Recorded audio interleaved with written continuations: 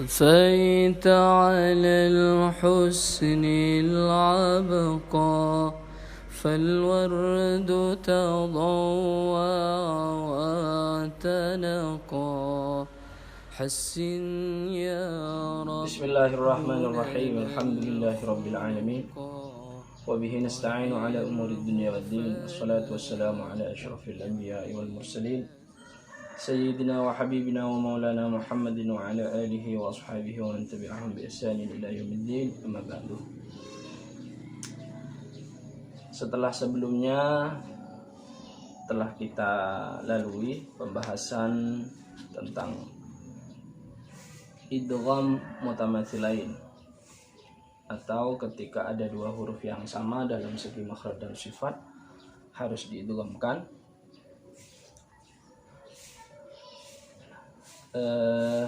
Dengan catatan pada waw sukun yang terletak setelah harakat dhamma atau ya sukun terletak setelah harakat kasrah itu tidak boleh diidghamkan meskipun bertemu dengan huruf yang sama, karena agar tidak hilang bacaan matnya gara-gara idgham. Li'alla yadhhabal madd bil idgham dalam sebuah kitab itu. Seperti contoh yang telah kami sampaikan pada pertemuan sebelumnya. Innal ladzina amanu wa 'amilu, wa sukun bertemu dengan waw. Ini tidak boleh didghamkan. Untuk menjaga bacaan matnya, jadi idgham tidak boleh. Nah, pada kesempatan kali ini juga mempunyai hukum idgham ketika ada dua huruf yang bertemu dalam keadaan mutajanisain. Maksudnya kedua huruf ini yang bertemu ada kesamaan dalam segi makhraj tapi beda sifat. Sama dalam segi makhraj tapi beda dalam sifat.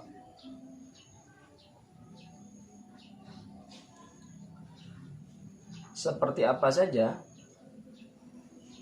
Ta bertemu dengan huruf ta, ta bertemu dengan ta, ta bertemu dengan huruf dal, dal bertemu dengan huruf ta, ta bertemu dengan huruf zal, zal bertemu dengan huruf la, ba bertemu dengan huruf mim.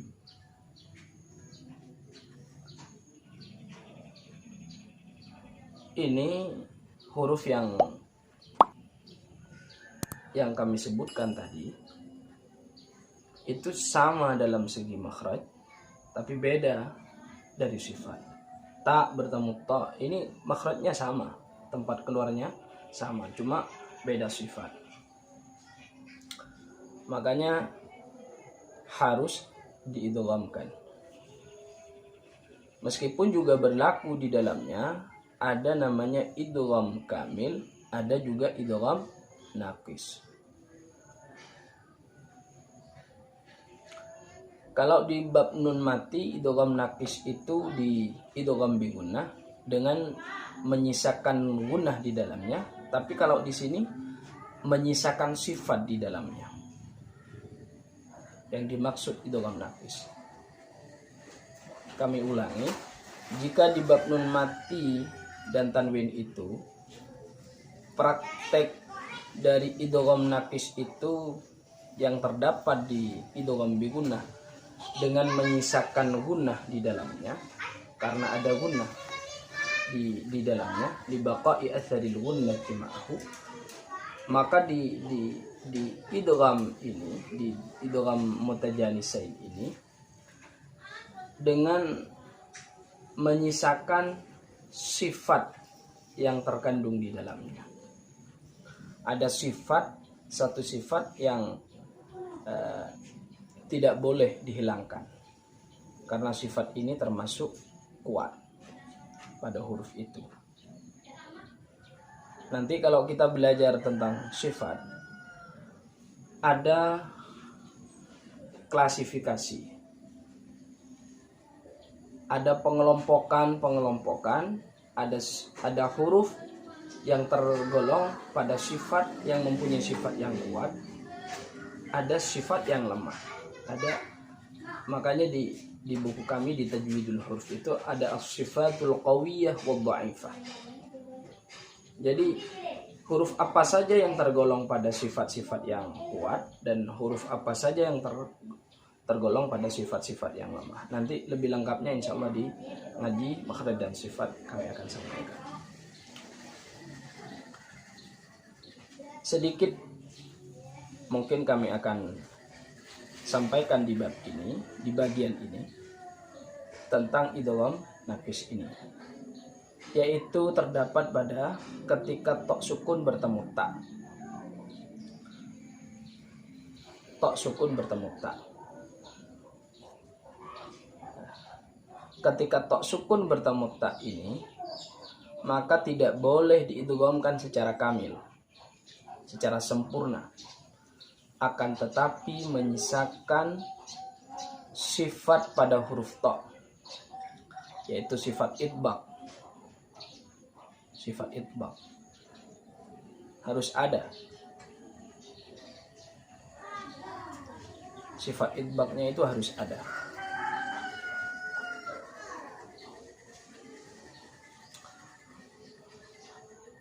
Seperti apa contohnya? Kami akan coba berikan contoh satu persatu. Mulai dari yang pertama, tak sukun bertemu dengan huruf ta. Tak sukun bertemu ta, maka hilang. Bunyi tak sukun ini hilang, langsung diganti pada ta. Qalat ta'ifatun.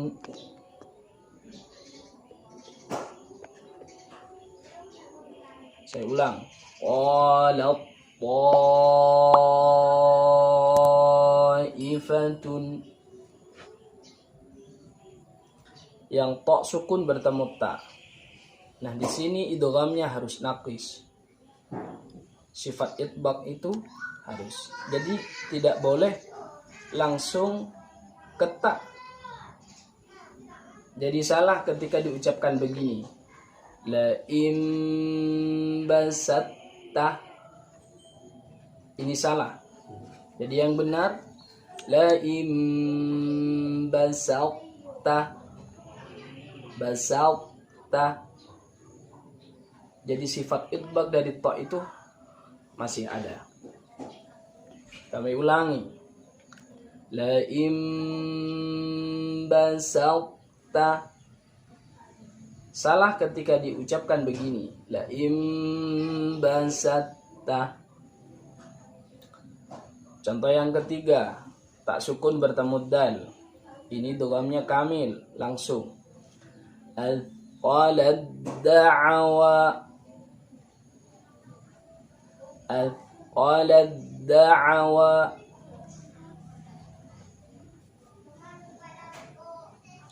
Yang dal sukun bertemu ta. Qad tabayyana. Qad tabayyana. Ta sukun bertemu dzal. Yalhadzalika. Yalhadzalika. Dzal sukun bertemu dha. Idzalamu. Idzalamu. Ba sukun bertemu mim. Irkam ma'ana. Irkam ma'ana. Ini contoh dari idgham mutajanissain. Harus sukun huruf yang pertama. Di syarat-syarat yang kemarin pada idgham mutamatsilain juga berlaku di sini. Jadi huruf yang pertama harus sukun. Yang kedua berharkat. Jadi yang kedua berharkat. Itu berlaku tetap di sini syarat itu. Jadi kalau berharkat, sama-sama berharkat, itu tidak boleh didhamkan inda hafsin. Menurut Imam Hafs tidak boleh didhamkan. Tidak boleh. Contoh, tak sukun bertemu ta yang sama-sama berharkat. Wal ta'ti ta'ifatun. Jadi wal ta'ti ta. Tak bertemu ta. Cuma sama-sama berharkat, maka tidak boleh dibaca wal ta'ti ta'ifatun. Jadi wal ta'ti ta'ifah. Sama juga di idgham mutamathilain. Mim sukun misalnya bertemu dengan mim, sama-sama berharkat. Ini menurut Imam Hafs tidak boleh. Ar-Rahmanir Rahim Maliki. Jadi tidak boleh.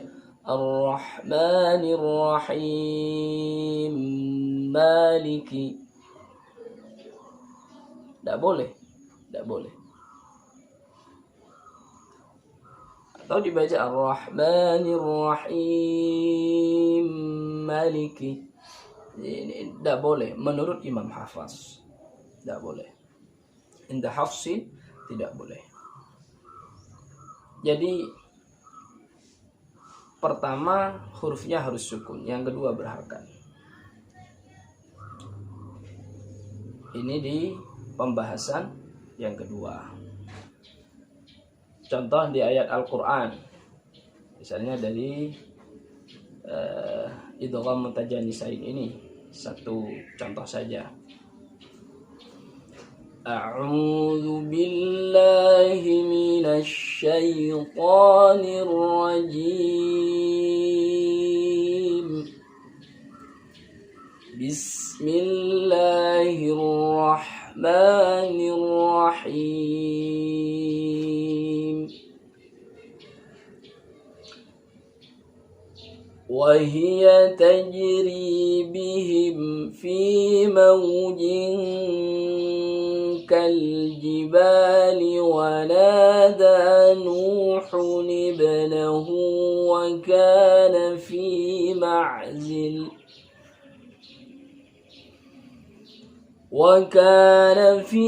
معزل يا بني اركب معنا ولا تكن مع الكافرين.